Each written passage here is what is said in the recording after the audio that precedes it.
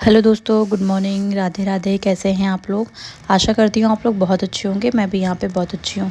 तो अगेन मैं यहाँ पे चॉकलेट फ्लेवर का मैं केक बना रही हूँ। ये मुझे 2 मंथ बेबी बॉय के लिए केक बनाना था, अर्जेंट ऑर्डर था, इसलिए मैंने ये बनाया। ठीक है, अभी मेरे पास बिल्कुल टाइम नहीं मिल पा रहा है। अभी होली की सफाई और बाकी सब चीज़ों में मैं बहुत बिजी चल रही हूँ, इसलिए मैं वीडियो नहीं डाल पा रही हूँ। उस चीज़ के लिए सॉरी।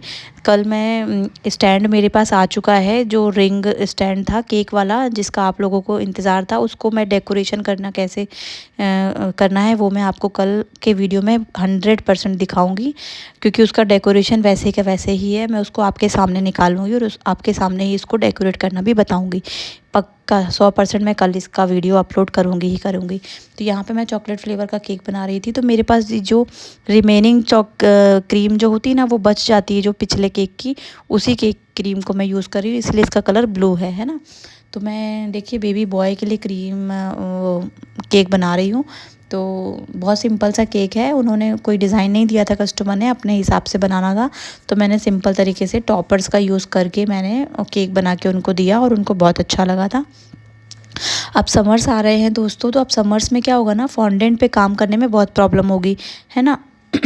हालांकि मैं तो क्या करती हूँ ना, ज़्यादातर कोशिश करती हूँ कि फॉन्डेंट का काम ना ही मिले। अगर कस्टमर कोई फ़ोटो भेजते भी है ना फॉन्डेंट डेकोरेशन की, तो मैं उनको समझाती हूँ कि फॉन्डेंट खाने में अच्छा नहीं होता है और इसकी कॉस्ट भी बहुत ज़्यादा होती है और इसमें मेहनत भी ज़्यादा लगती है। तो इसकी वजह से इसका चार्ज भी केक का ज़्यादा आपको पे करना होता है।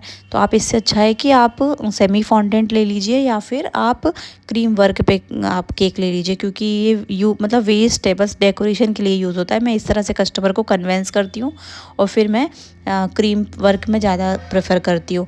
लेकिन उसके बावजूद भी कुछ केक ऐसे होते हैं जिसमें थोड़ा बहुत हमको सेमी फॉन्डेंट वर्क करना पड़ता है। तो मैं क्या करती हूँ, टाइलोस पाउडर को यूज़ करती हूँ फॉन्डेंट में, उसके बाद में उसमें कलर मिक्स करती हूँ, जेल कलर, और फिर मैं उसमें कलर दे के मैं अपना काम करती हूँ। जो भी मुझे मॉडल बनाना है या कुछ ऐसी चीज़ बनानी है तो मैं डायरेक्ट यूज़ करती हूँ, मुझे कोई प्रॉब्लम नहीं होती है। कई लोग मुझसे पूछ रहे थे कि फॉन्डेंट का डायरेक्ट केक के ऊपर केक बनाने के बाद आप डायरेक्ट फॉन्डेंट को रख देते हो फिर उसको फ्रिज में रख देते हो, कोई प्रॉब्लम नहीं होती है। मैं सच बता रही हूँ, मुझे कोई प्रॉब्लम नहीं होती है, मैं ऐसे ही करती हूँ और शुरू से ऐसे ही करती आई हूँ। मुझे अभी तक कोई प्रॉब्लम नहीं हुई है। इवन मुझे ऐसा लगता है कि मैं केक को फ्रिज में रख देती हूँ फॉन्डेंट के साथ में, तो मेरा केक और अच्छे से सेट हो जाता है, ऐसा कुछ प्रॉब्लम नहीं आता है। मैं नॉर्मल डिज़ाइन बनाती हूँ और डायरेक्ट उसके ऊपर रख देती हूँ। केक बनाया, केक स्टोर कर दिया फ्रिज में, उसके बाद मैं फॉन्डेंट वर्क करती हूँ। फॉन्डेंट वर्क मेरा बन जाता है तो मैं केक को बाहर निकालती हूँ और बस उसको बाहर निकालने के बाद उसके ऊपर मैं फॉन्डेंट का काम जो मैंने किया है, वो फॉन्डेंट के जो मॉडल्स होते हैं मैं उसको अप्लाई कर देती हूँ और बस इतना ही मैं करती हूँ। और फिर उसको फ्रिज में रख देती हूँ, फिर 1 घंटा 2 घंटा 3 घंटा 4 घंटा जितनी देर भी रखना है, मतलब कस्टमर जब तक उसको लेने नहीं आते तब तक वो फ्रिज में ही रखा रहता है। तो ऐसी कोई प्रॉब्लम नहीं आती है दोस्तों, ये सब मिथ है। आप लोग जब खुद से काम करेंगे ना, तब आपको पता चलेगा कि एक्चुअल में ऐसा कुछ होता नहीं है ना। तो ये चीज़ है, आप लोग भी ऐसे कर सकते हैं। फॉन्डेंट पे काम करना मैंने सीखा नहीं है, लेकिन हाँ मैं थोड़ा बहुत कर लेती हूँ और बहुत इजी तरीके से फॉन्डेंट को किस तरह से मतलब यूज़ करना है मैं आपको वो बताऊँगी। जैसे कि फेस मॉडल कैसे बनाना है, हेयर्स कैसे बनाने हैं, हाथ पैर कैसे बनाने हैं, बहुत ही इजी वे में, मतलब टेडी बियर, ये सब चीज़ें, कई सारी चीज़ें हैं जो मैं बहुत आसानी से बना लेती हूँ। और मुझे मतलब किसी चीज़ को कॉपी नहीं करना पड़ता है। कि पहले मुझे क्या होता था ना, कि मुझे फॉन्डेंट का अगर केक का फ़ोटो की कोई भेजता था तो मुझे फिर रिसर्च करनी पड़ती थी, मुझे देखना पड़ता था कि ये कैसे बनेगा, ये चीज़ कैसे बनेगी, वो कैसे बनेगी। लेकिन अब मुझे ऐसा नहीं होता, अब मैं आराम से बना लेती हूँ। तो जितना मुझे आता है मैं ज़रूर कोशिश करूँगी आप लोगों के साथ शेयर करने की। अभी मैं थोड़ा बिज़ी चल रही हूँ, इस वजह से मैं रेगुलर वीडियोस नहीं डाल पा रही हूँ, उसके लिए सॉरी। लेकिन मैं पक्का रेगुलर बेस पे मैं वीडियोस बनाऊँगी और आप लोगों के साथ शेयर भी करूँगी। कई सारी टेक्निक्स, कई सारी चीज़ें जो मैं रेगुलर बेस पे करती हूँ। तो ये देखिए मैं नॉर्मल सा केक बनाई हूँ, इसके बाद ये स्टिक के ऊपर मैं इस तरह से रोज़ बनाने की कोशिश कर रही हूँ। मैंने देखा था एक लोगों को करते हुए, तो मैंने सोचा मैं भी ट्राई करती हूँ। तो देखिए बड़ा बढ़िया सा बन गया था और बहुत आसानी से उसके ऊपर स्टिक भी हो जाता है, ये बनाना भी बहुत आसान होता है।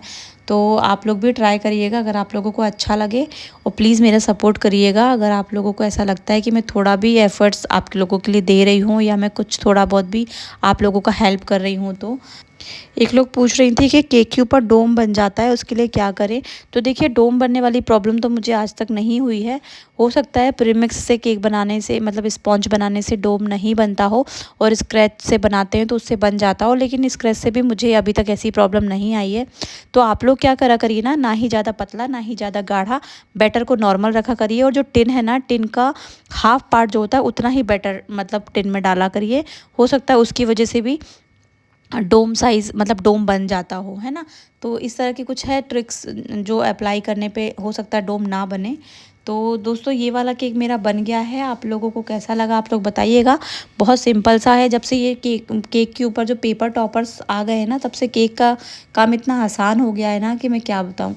जो भी चाहें आप वैसा केक बना सकते हैं, जो भी दिमाग में आया आप वो बहुत आराम से कर सकते हैं ना। तो देखिए, ये मेरा 2 मंथ बेबी बॉय का केक बन के रेडी हो चुका है। दोस्तों, आप लोगों को कैसा लगा आप लोग बताइएगा और मेरा सपोर्ट कीजिएगा। हर हर